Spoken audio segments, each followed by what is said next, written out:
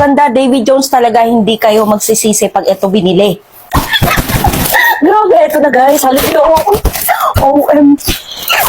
This is my gustong-gusto ko guys dati pa. As in, grabe. Dumating na siya. Grabe, na-excite ako. Ganito lang naman siya kaganda guys. O, tignan nyo. Eto na siya.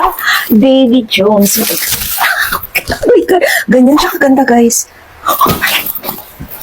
Tignan nyo naman. Nakikita nyo naman. Napakaganda guys. Grabe. Siyempre, buksan natin yan. Grabe, nakakagigil siya. Grabe, na-excite ako. Ganito talaga ako, ganito yung pakiramdam ko sa mga gamit na gustong gusto ko. Guys, tignan nyo, ang ganda. OMG. Ganito yung loob niya. Ayan siya. Meron siyang ganito guys, meron siyang sling. Di syempre, ayan, spacious. May zipper pa siyang bulsa. At merong walang zipper. And then, eto siya guys, may pakinabang pa yan ha. Ayan siya mga, oh my God, ang ganda. Ayan, tatlo yung lalagyan niya. 1, 2, 3. Yung sa gitna. Guys, grabe, ang ganda ng leather. Ulit ako. Oh, tignan nyo guys. Grabe. OMG. Ayan, ito yung kanyang sling. Yung sling pa lang niya guys. Grabe, ang ganda, ang ganda.